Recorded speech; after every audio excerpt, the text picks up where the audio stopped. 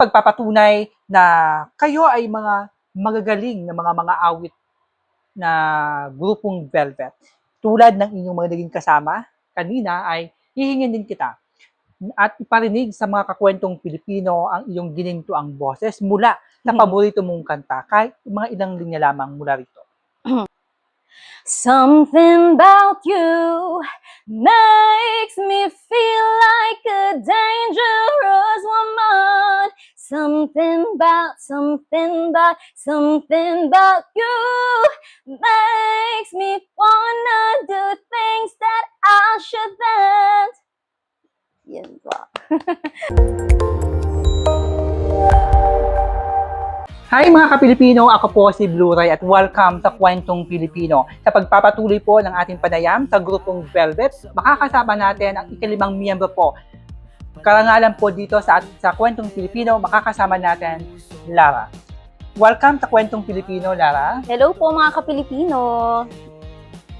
Unang-una, maraming salamat sa tiwala dito sa Kwentong Pilipino. And bago natin umpisahan ang panayam, nais ko na rin i-congratulate ang inyong grupo dahil ito na ang simula, no, ng inyong paglipad upang kuminang na ang inyong mga bituin. Thank you. Bilang pagbubukas ng ating usapan ngayon, kumusta ka? Paano ka napunta sa grupong Velvet? Kumusta po ako? Masaya. Medyo masakit po yung ulo ko ngayon dahil siguro sa init. Pero masaya po ako dahil nandito po tayo sa pagkakataon na mas makikilala niyo po ang bawat isa po sa amin. Okay. Paano po ako napunta sa Velvets? Before po ako mapunta sa Velvets, talagang nagpe-perform na rin po talaga ako. Tapos nung nalaman ko na may pa-audition, tinry ko na. Kasi po, before talaga ay gusto ko na rin mapabilang talaga sa mga girl groups. Before po kasi, member din po ako ng isang P-pop girl group na nag-compete po before sa TV5 para sa isang parang reality show. So sabi ko parang, dahil medyo parang disband na kasi kami nung group ko before. So parang sabi ko, why na try ko pa ulit? Kasi parang may mga signs na parang, girl, try mo ulit. Baka ito na, parang ganon. So tinry ko po mag-audition. Okay. Mula sa karanasan na ma-disband ang inyong dating grupo, ano ang naging epekto nito sa personal mong opinion sa sarili mo? Sa akin naman po, natanggap ko naman po siya. Since mga bagets po talaga kami nung time na yun, mga kagrupo ko.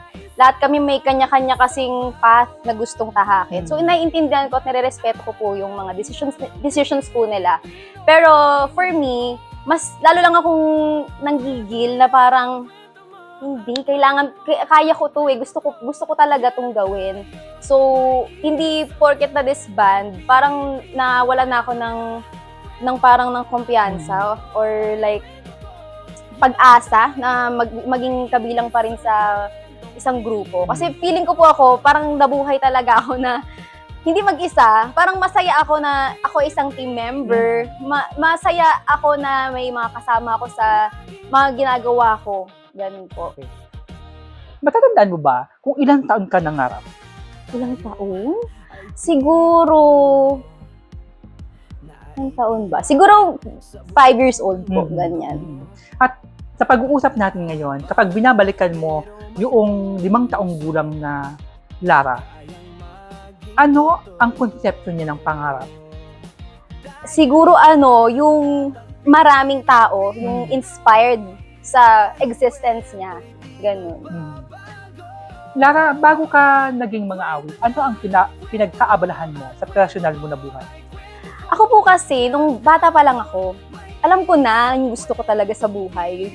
Alam ko na gusto ko maging superstar. Gusto ko maging sikat. Gusto ko makilala. Gusto ko maka-inspire ng maraming tao sa existence ko dito sa mundong to. So, bata pa lang ako, alam ko na po na gusto kong maging superstar talaga, ganyan. So, ayun, parang simula nun, inaral ko na siya.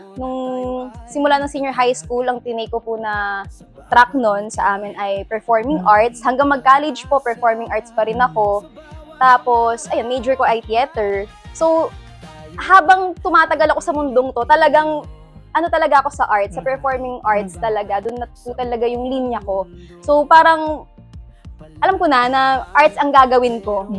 mula nang sinilang ako hanggang ngayon. Parang ganun po. Nakakatuwa na ang katulad mo ay sobrang ang pagmamahal sa sining ng Pilipinas, di ba? Nung kahit paano may maambag tayo, di ba? Opo. Sa mga munting pamamaraan na talento na meron tayo. Nasaan ang mga magulang at pamilya mo sa mga pangarap mo ito? Supportive naman po talaga sila, no? Pero yung, syempre, iba-iba naman po yung uri ng suporta. Merong yung suporta na hindi loud. Meron yung hinahayaan ka lang nila na mag-explore kung anong gusto mong gawin sa buhay mo. Most of them ay ganun po. Hinahayaan lang nila ako. Hindi sila yung parang loud na, woo, kaya mo yan. Kasi alam na atas, siguro din nila na gusto ko talaga siya. So, hinahayaan lang po nila ako. Parang ganun. Anong klaseng pagbibigay ng laya sa'yo ng mga magulang mo? Yung hindi na ba sila nagbibigay ng opinyon? O hindi na ba sila pumupunta doon sa kung saan ikaw ay nagiging bahagi ng mga pagtatanghal? Pupunta man naman po sila, kunyari pag may mga performances, ganyan. Siguro hindi lang sila ganun ka ma-comment na parang ganyan na yung ginagawa mo ngayon. Since before kasi parang theater, medyo mas wholesome tayo, ganyan-ganyan. Mas ano lang po sila, quiet lang. And I appreciate it kasi parang siguro ngayon medyo puzzled pa sila, anong ginagawa na netong kamag-anak ko na to, parang ganon. So, na-appreciate ko po yung pagpunta pa rin nila. Ayun po. Pero sa puso mo ngayon, ano ang nararamdaman mo sa katahimikan na ibinibigay ng pamilya mo kasabay doon sa transition mo sa ganitong uri ng mga pagtatanghal? Freedom. Sobrang, ano siya, tawag dito, liberating, tama. Parang nagkakaroon ako ng laya na ma-explore yung sarili ko. Dahil buhay ko naman to at the end of the day. So, siguro pag nagkamali, lesson, ganoon naman talaga. Hindi naman tayo nabuhay para maging perfect. May mga kailangan din tayong matutunan, kailangan tayong mapagdaanan along the way. Parang ganun po. Sabi mo kanina, gusto mo maging, someday maging superstar. Superstar, yes. Hanggang kailan mo ipaglalaban upang makamit ang kahit kapirasong salitang superstar? Hanggang kailan? Sa tingin ko po kasi yung pangarap walang expiration date. So kahit kailan, kung hanggang kailan man siya dumating sa akin, sa buhay ko. Kahit kailan. Handa ka na ba sa mga pagsubok na pwedeng harangin ang pagtupad ng pangarap? Opo, handang-handa. Before po akong siguro din mangarap, syempre nandun yung responsibilidad din na kailangan mong intindihin kung ano yung mga obstacles, ano yung mga dapat mong pagdaanan para madating mo yung tuktok, syempre. Hindi naman ganun agad yung ano mo eh. May pagdadaanan ka rin mga obstacles nga. Parang ganun po. Okay, bilang huling kapanayam ko ngayon sa miyembro ng Velvet, sa tingin mo, ano ang lamang mo o lamang ng inyong grupo sa ibang mga nagtatanghal din? Lamang. Siguro, yung pagcha-champion po namin ng inclusivity. Yan. Sa pagdating po sa mga, hindi naman sa naano ko na we are better, parang ganon. Pero siguro mas, ano lang kami, mas pino-point out namin na yung inclusivity sa grupo namin ay dapat naming may pakita sa kanila. Like, for example, di mo naman porket pataba ka.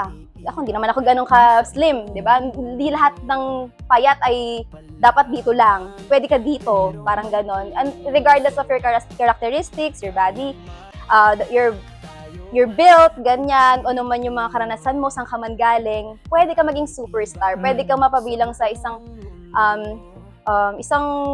grupo na nag-champion ng inclusivity. Like us po, Velvets. Ayan.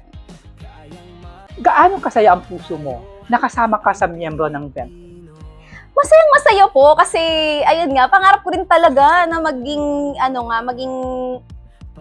tawag nito, performer. And mas magaan po yung pangangarap dahil may kasama ka na. Hindi lang siya isang dream, kundi shared dreams siya. Lahat kami ay magkasamang nangangarap, sabay-sabay kami din na nagkakaroon ng mga pagsubok na sabay-sabay din po namin nasusolusyonan at napagdadaanan at nasusolusyonan din po in the long run. Parang gano'n. Okay. Lara, ito, iisa ang hangarin nyo, ang magtanghal. Yes po. Sa pamamaraan ng moderno, no, na natawag nating pamamaraan ng modernong sining. Ano ang kayang maiambag ng bawat isa sa inyo upang mas lalong makilala kayo sa mundo ng entablado at mga pagtatanghal.